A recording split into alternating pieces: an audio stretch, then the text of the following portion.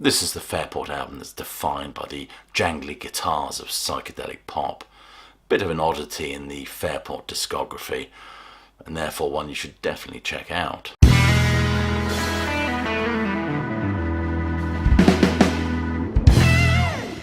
This is the oddest Fairport album in their discography. There seems to be a real schism here between who they were and who they would become, especially a bit later on when the absolutely wonderful Sandy Denny would join their ranks. This band, especially with the release of their 1969 Legion Leaf album, would be trailblazers in the British folk rock scene.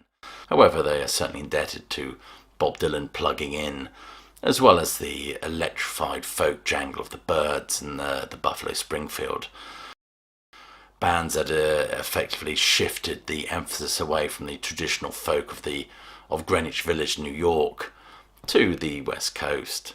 Very much, of course, inspiring the electrification of Simon & Garfunkel's Sound of Silence. If we think about the events prior to this album, of course, you had Simon Nicol, Ashley Hutchins.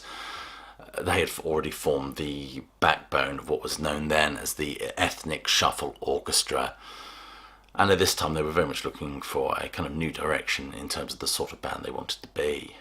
The drummer at this time was Sean Frade, who had gone to the same school as Simon Nicol. Judy Dee was a young Muswell Hill musician from the same neck of the woods as the Davis brothers, the Kinks. And she was described as a rather shy, eccentric performer.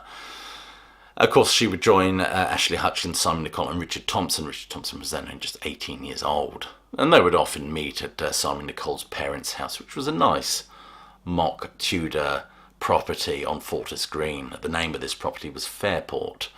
And as they would often convene there, voila, Fairport Convention was born. The name was very much in keeping with the time, of course. Richard Thompson points to those polysyllabic names in the counterculture: Jefferson Airplane, the Grateful Dead, of course Strawberry Alarm Clock, the Loving Spoonful, and bands like that. And their set list at this time would consist of many R&B numbers as well as covers of the aforementioned Byrds and Loving Spoonful. They hadn't yet mined that balladic tradition or been consumed by the vernacular of English folk, with all its cuckolded squires, lost maidenheads and May morning strolls. But of course it's this balladic tradition and the vernacular of British folk which starts to set them apart from what was happening on the west coast of America. Interestingly, Richard Thompson writes about the 14-hour Technicolor Dream concert at Alexander Palace on the 29th of April 1967 has been a pretty seismic event for him. This loud, experimental and theatrical music certainly left an impression on him, and at this time England was undergoing a kind of cultural transformation itself, moving away from the Italian suits, the Lambrettas, the Parkers, to the bell-bottom, paisley-shirted psychedelic fumes of a new movement. It's at this time that Fairport Convention played their first gig at St Michael's Church Hall in Golders Green with a set list consisting of R&B covers, Howling Wolf covers, and songs by the Byrds. And it's at this point that Martin Lamble replaces the drummer Sean Frater. And it's interesting to point to this band's constant covering of the Byrds, which very much points to kind of where their musical influences were at this time. In fact, Richard Thompson says, playing a Byrds song without a 12-string guitar meant that I had to play riffs using octaves while trying to jangle as much as possible under the vocal. Fairport at this time would be supporting bands like Tyrannosaurus Rex, Social Deviants, Incredible String Band, and, of course, the Pink Floyd.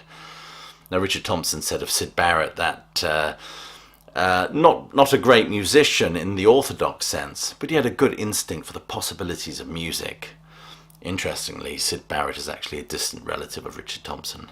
And it was at this point that Fairport was signed to the Brian Morrison Agency, who handled a lot of the big names at the time.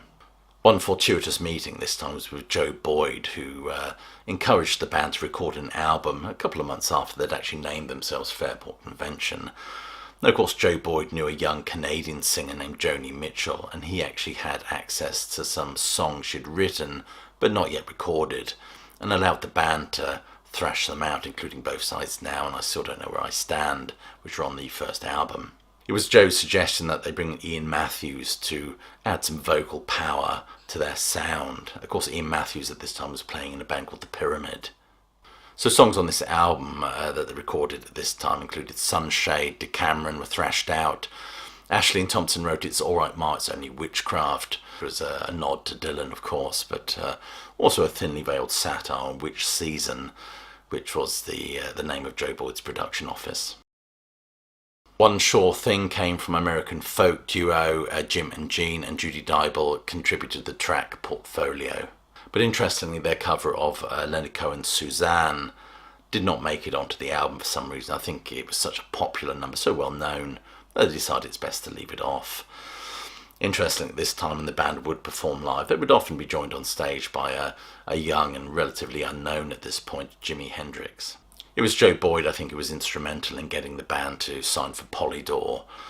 And the first thing Polydor wanted to do is get a decent publicity shot of the band for the album. They suggested they sit in a boat on the Thames, took loads and loads of photographs, very early hours in the morning, but unfortunately the photographs turned out to be unusable. Eventually they brought in photographer David Silverstein, who sat them around a Tiffany lamp with a few of their favourite objects scattered about, and took a very enigmatic and dark shot for the cover of that first debut album.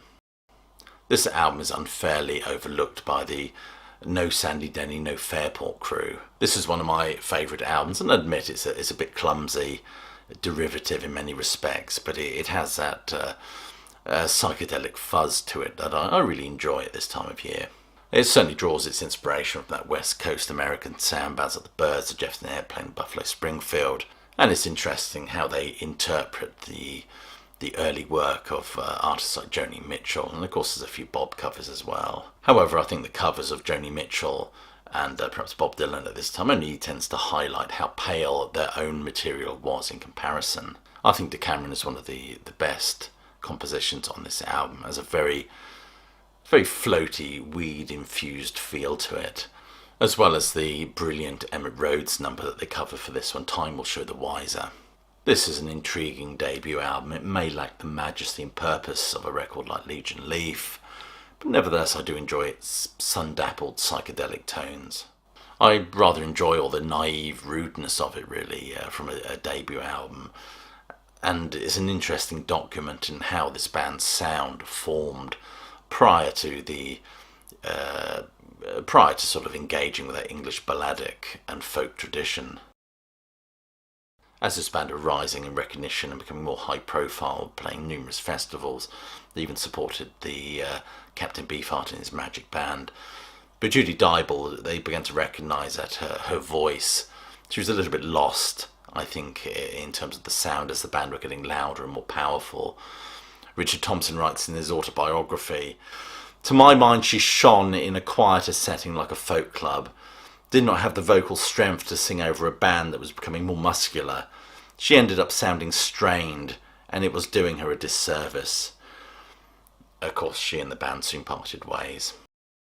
Whilst Judy Dee and Ian Matthews are excellent singers in their own way, I don't think they were any match for the incomparable Sandy Denny, whose sultry, hushed and mellifluous tones took this band to a new level. Of course, Sandy Denny joins them for the next album. A later article actually commented on Die's onstage habit of knitting dishcloths and scarves while sat on the stage during the instrumental passages. And gosh, it's almost as bad as sending out for a curry, isn't it? This is a fresh and exciting curiosity in the Fairport canon, which, to summarise then, is definitely an album that I think you should check out. If you are interested in exploring the Fairport catalogue, I would definitely suggest this wonderful, wonderful box set, Fairport, the First 10 Years. I know you're watching a video by Classic Album Review. I hope you enjoyed this. If you liked it, please do share, like, subscribe, check the notification bell, do all that stuff. And I'll leave you with my closing salvo, which is, as you know, hope you're well, staying safe, and that you keep listening.